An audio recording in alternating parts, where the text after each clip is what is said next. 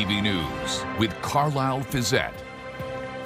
Good evening. Thanks for joining us. We begin tonight with a shooting investigation near the downtown core. London police say they're now looking for a suspect after a man was found with a gunshot wound.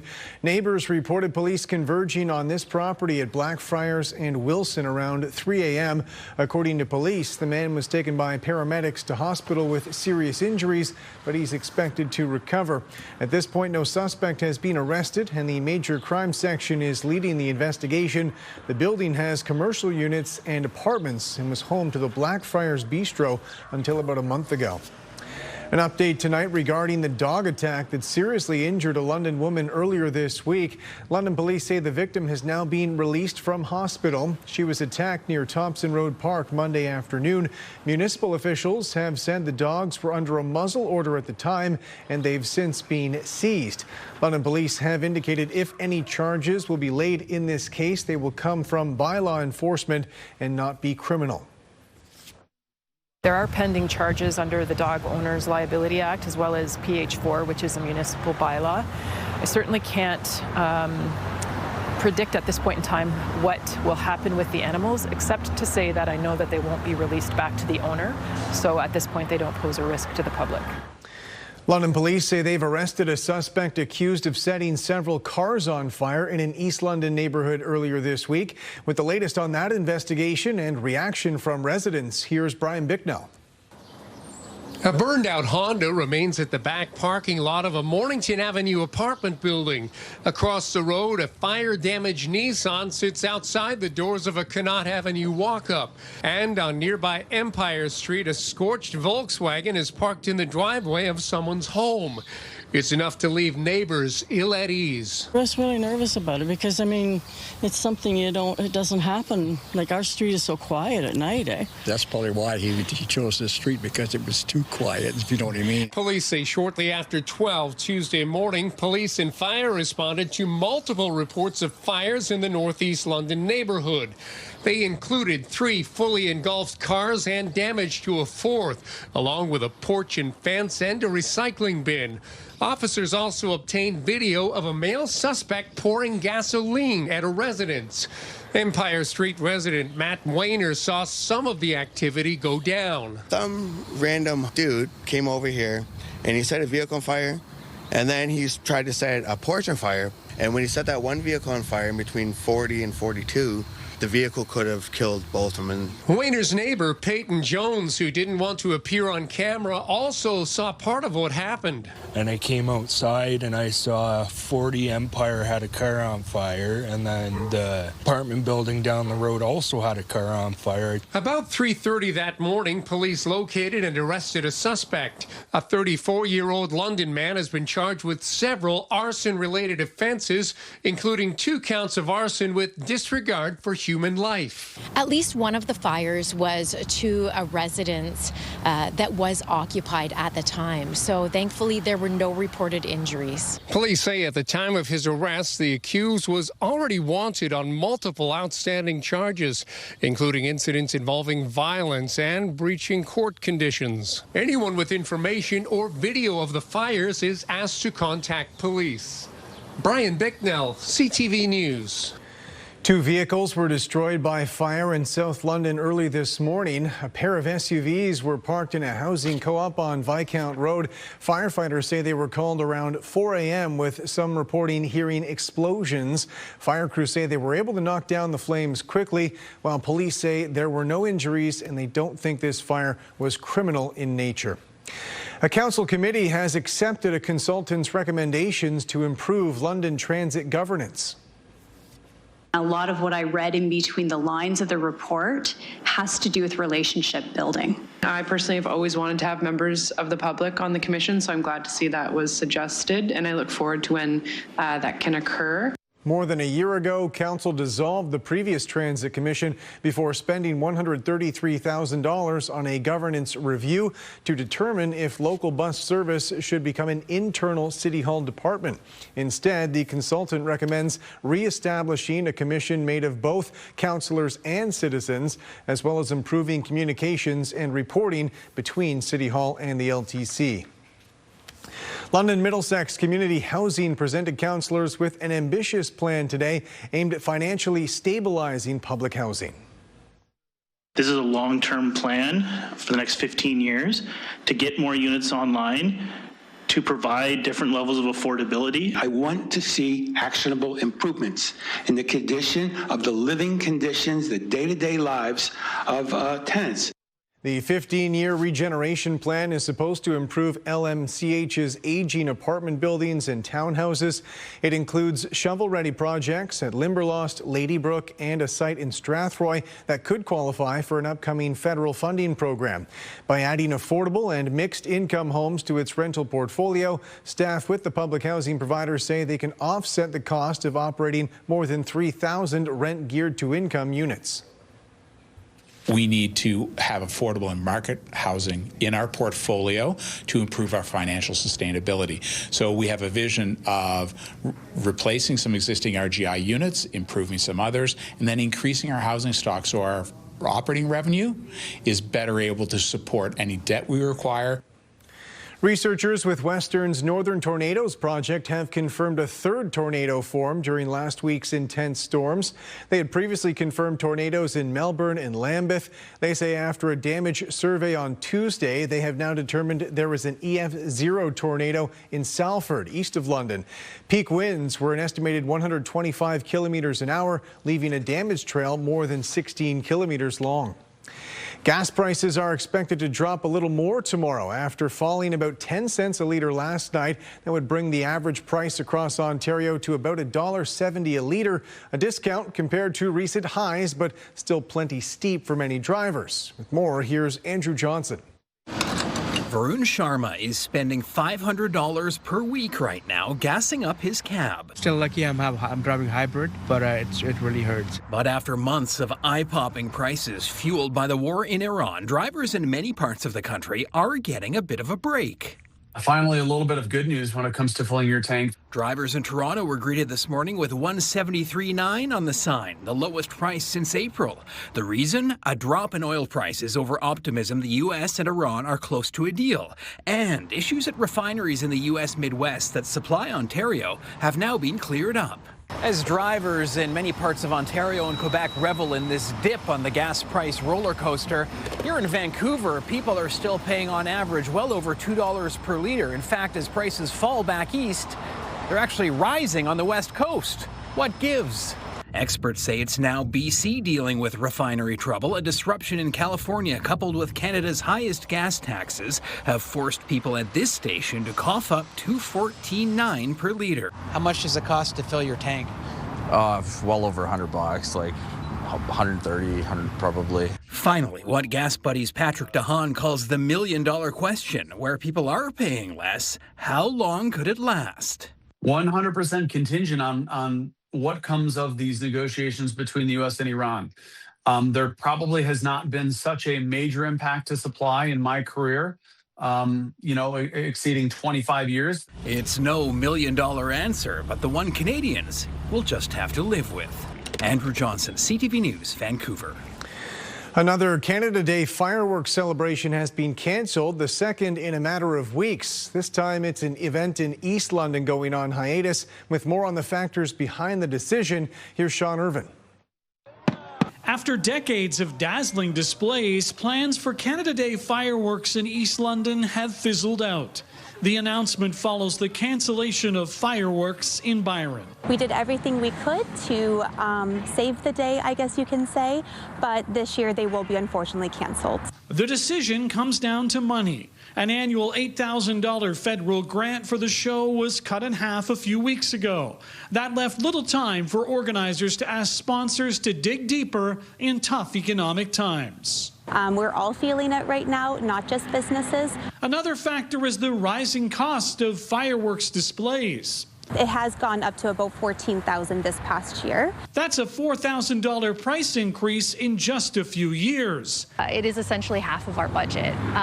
We can do so much programming and entertainment and activities during the day with so much less Daytime events at the East Lyons Community Center will include everything from face painting to a live wrestling show. Afterwards, organizers will turn their focus to setting off a 2027 fireworks display. But we're just saying, let's pivot to 2027. Let's have a great Canada Day fireworks celebration next year.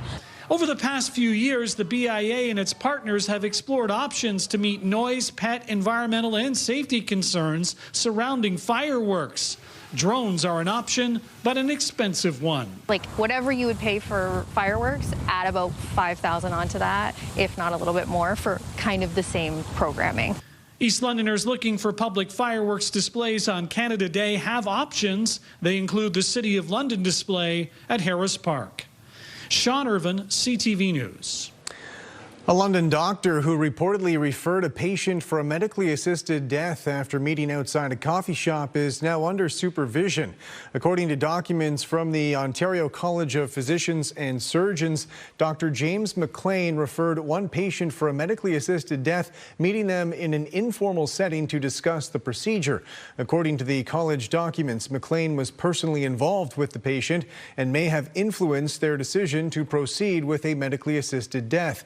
In a second incident, McLean reportedly incorrectly administered MAID, resulting in someone who had been pronounced dead resuming breathing. The patient was then given a nerve-blocking agent and was pronounced dead a second time. The college found McLean completed the patient's request without following correct processes. He will be under supervision for 6 months, but will be allowed to continue practicing. A local emergency room that's been on temporary hours for the past 5 years is expected to resume 24/7 operations next week. Those hours will start Monday at Clinton's emergency room. Hours had been limited since 2019, with officials citing a shortage of qualified nurses, meaning the facility was only open during the daytime. The provincial government has unveiled a so-called defense industrial strategy. Premier Doug Ford outlined the strategy at the annual CanSec Arms Expo in Ottawa. It's a sales event for hundreds of military equipment companies. According to a government statement, the province's 10-year framework is dedicated to growing Ontario's military industry. We're home to over 300 defense firms, directly employing over 13,000 workers and offering products and services all over the globe. I always say we'll put our workers against anyone in the world. We'll put our technology and ingenuity against everyone in the world or anyone in the world. We have one of the biggest networks of world-class universities with 94,000 STEM graduates every single year. Top-tier research institutions and more high-skilled workers than anywhere in Canada. The Premier also pointed to Ontario's electricity generation and the province's critical mineral deposits, saying the strategy could add $400 million to provincial coffers every year by 2035, while making Ontario a key player in the global military industry. 2 young deer are on the road to recovery after they were left orphaned. A driver hit their mother along a rural roadway, which is when they were discovered by a responding police officer. With more on what happened next, here's Rita Ismail. Hidden in the grass along a rural roadside, a tiny fawn takes its first steps. Nearby, where its mother was sadly struck and killed by a vehicle. Looped around and to make sure the deer was deceased. Didn't want a deer suffering on the side of the road. And when I got there, I saw a little baby fawn, I guess, walking towards me. I bent down, started petting it, and I heard more noise. And I saw a second baby deer there. That's when Fawnville called for backup, blankets, and a temporary rescue operation began. We wrapped him up and brought him back to the station. And a couple of the other officers Googled how to take care of baby fawns. So when they got back, they were able to help take care of them. Okay, look at your come on over there. At the detachment, officers quickly switched from policing to caregiving. Soon after, the animals were transferred to Hobbesley Wildlife Refuge, where they're now receiving specialized care. In calf hutches right now, they're in quarantine for the next 2 weeks. And then once they have cleared quarantine, they go into a really large enclosure that is more like natural habitat but fenced in. And we continue to provide them with care, but they are also doing more natural things like browsing and grazing. And that's sort of the process until they're old enough to be on their own. and which will be somewhere around mid-September. White-tailed deer are currently in fawning season across southwestern Ontario, with most births happening between late May and early summer. The refuge sees many young deer this time of year, often because their mothers have been killed by vehicles.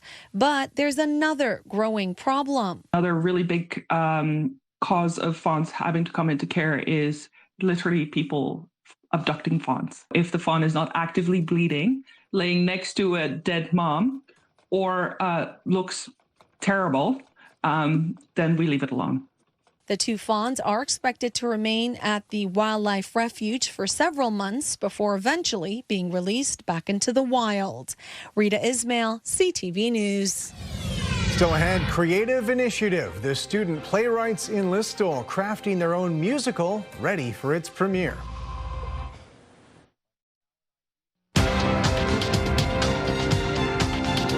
Strength in the technology and base metal sectors helped Canada's main stock index climb higher. The TSX gained 106 points. In New York, the Dow added 25, the Nasdaq up 243. The Canadian dollar gained more than 1/10 of a cent today. On commodity markets, gold is up more than $50 an ounce. Oil added 22 cents a barrel. Carney addressed a group of elite business leaders in New York today using President Trump's own words in saying a strong Canada will help make America great again. With more on his not-so-subtle speech touting Canada's plans for economic growth, here's Graham Richardson. In the heart of the world's financial capital, Prime Minister Mark Carney delivered his message of change in Canada. This is the Economic Club of New York, where presidents and prime ministers have come to speak for more than 100 years. Carney never mentioned President Donald Trump by name, but he didn't have to. Canada Strong will help make America great again. Whether it's LNG announcements, potential new pipelines, or boosting defense spending, Carney told the home of big American money the story of a different Canada under his leadership. That future should include a new partnership with Canada, a true partnership that reimagines cooperation in specific sectors that are deeply challenged by global competition. A partnership with a different Canada, a stronger Canada, a more confident Canada. Back in Ottawa, a different perspective from the opposition, accusing the Liberals of chasing investment away for years. His elbows were again flapping up and down in the rhetorical chicken dance as he cannot seem to decide if integration with the U.S. is a strength or a weakness. He's argued passionately for both positions in the last 3 months alone. Carney also spent a significant amount of time here on Canada's military spending, especially in the north. We did need to step up to take more responsibility for Arctic security. We're doing that now. And support for Ukraine in a conflict he says is significantly tilting against Russia. But Russia's losing 35,000 troops a month. 22 to 23, depending on the month, of those troops are killed. They're losing troops faster than they can replace them. So no mention of Donald Trump by name, but Justin Trudeau's name didn't come up either. Mark Carney signaling to American business Canada is open for business again, hoping they'll hear it, and also hoping the audience of one in the White House heard it too. Graham Richardson, CTV News, New York. Good evening. Clear skies and light winds overnight. Temperatures fresh first thing in the morning. It's a beautiful weather on the way. Thanks, Michelle, for this photo. These two out on a bit of a crop tour. If you are heading out tomorrow, expect beautiful sunny conditions in the morning, and the winds will be light with lots of sunshine. Stay with us. Your local forecast details are coming up right after the break. Welcome back on the desk with Julie now. And Julie, it kind of feels like this week is like the Goldilocks zone when it comes to a springtime forecast. You don't need the furnace anymore. You can hold off on the AC as well. If you get the windows open at night, it's lovely. It has. It's been perfect. Comfort levels have been, I would say, just like you mentioned, Goldilocks. I mean, it's not been too hot or too cold. The forecast will feature much of the same heading into the weekend. We have some gorgeous weather on the way, all thanks to a slow-moving blocking pattern in the upper atmosphere. So it's really not moving a whole lot. We have much of the same weather on the way. As we head into your Friday, temperature will be a bit warmer than it was today, but not oppressively hot or humid. It's been extremely hot across the prairies with records breaking. Daytime highs anywhere from 30 to 35. Satellite radar showing you the clear conditions right across the Great Lakes Basin. It's been fantastic, and more of that to come. Skies will be clear overnight and comfortable. Forecast takes us out 48 hours. Not a whole lot to show you. There's some rain that's moving through Montreal and southern Quebec. That rain will continue to push eastward.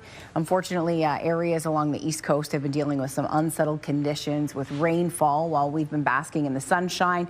The heat has invaded the prairies, and Western Canada is cool, and that's all again thanks to this blocking pattern in the upper atmosphere. Now, temperatures overnight again on the cooler side, close to normal for this time of year, but it has been quite cool in cottage country, and the reason is the winds have been from the north coming off Lake Huron, and that's keeping those lakeshore communities a bit cooler during the daytime hours. So at night, the temperature is holding between 7 and 8 degrees, so it's cooler inland, but during the day, as that wind kicks up off the lakes are still relatively cool, of course, and that makes the temperature near that lakeshore a bit chilly. 25 degrees heading into the afternoon. We will have a weak backdoor cold front that will come through the area Friday night, and that will cool us off a bit on Saturday. So Saturday, full sunshine and 20 degrees. That front coming through will do a nada in terms of precipitation. Just a bit of cloud cover. It shifts our winds to the northeast. So heading into Friday night, a northeasterly wind. And you'll notice the winds through your Friday. They're going to pick up a bit in the afternoon out of the northwest. Saturday into Sunday, sunshine to mainly sunny, 20 degrees, mainly sunny Monday, Tuesday into Wednesday. This dry spell continues. Thursday, sunshine and 25. By Thursday, it'll feel like 30. So we're going to get into the heat, and temperatures will take a shift upwards, and it'll get quite hot summer-like. Midwestern Ontario, this weekend, sunshine for you, cool near the lakeshore, inland, Huron, Perth, Grey and Bruce County. Temperatures will be in the low 20s, upper teens over the weekend. Daytime highs around 19 degrees. 19 on Monday with a mix of sun and cloud Tuesday and a Wednesday. No rain in sight in this forecast. 24 degrees on a Thursday. We'll start to introduce a slight probability for showers on a Thursday. As the temperatures warm and the heat and humidity return, it will feel close, as I mentioned, to 30. So weekend looks great. Gorgeous conditions for your Friday, Saturday, and Sunday. Nice and comfortable out there, but a bit breezy heading into tomorrow afternoon. Have a fantastic weekend. I'll be back here with you again on Monday. Thanks, Julie. Grief in the hockey world today after the sudden death of former NHL star Claude Lemieux. Authorities in Florida say he died by suicide just 3 days after appearing at a Montreal Canadiens playoff game. With more on the unexpected loss, here's Kelly Gregg.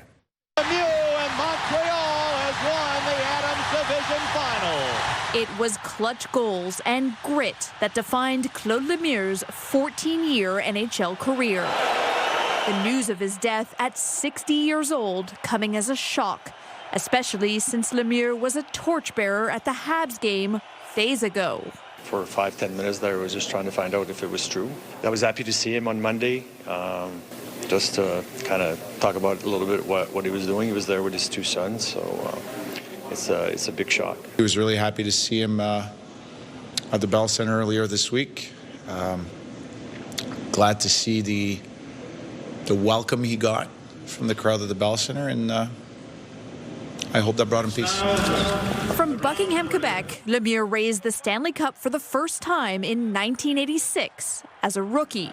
He would do it again 3 more times, adding a Conn Smythe as playoff MVP to his resume in 1995. But it was tough play that was his hallmark, that sometimes went too far. During a fight, Lemieux infamously bit the finger of a rival, claiming afterwards he might have chipped his tooth during the scrum. We tangled. We said a lot of bad words to each other that I will not repeat today, but he was funny, and he was probably one of the wittiest guy.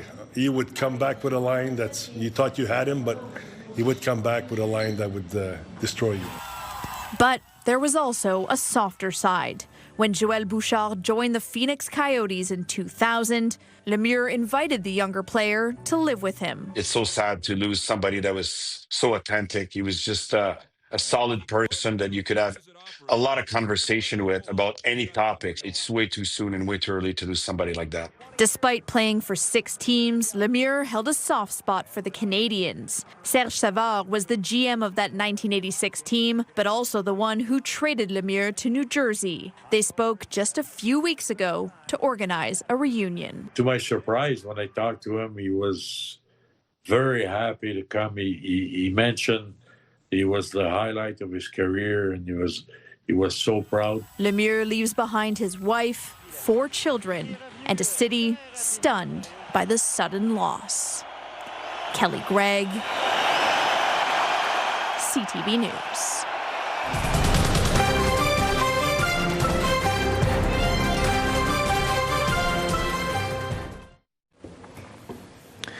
Finally tonight, 2 high school students near Listowel are premiering an original musical which they co-wrote and star in. With more on their creative process and their inspiration, here's Scott Miller. Cameron and Tyler Wood are a pair of Perth County twins who have spent the better part of a year writing a musical about fitting in a small town. It's funny because we're twins in almost every sense of the way, because we're good at the same things and we like the same things, so we just do all the same thing. Every year we hold a festival. The 17-year-old aspiring artists both wrote My World is a Fishbowl. Cameron acts as the main character, based in Egan Cove, a fictional small town not unlike rural southern Ontario. It feels really surreal. It feels like I can't believe that I did this. And then that I'm watching you do it feels crazy.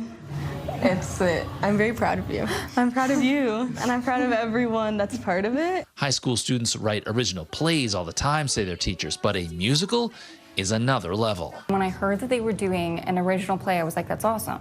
And then I heard that they were doing an original musical, and I was like, that's crazy. The musical required more than just the artistically inclined students to pull off.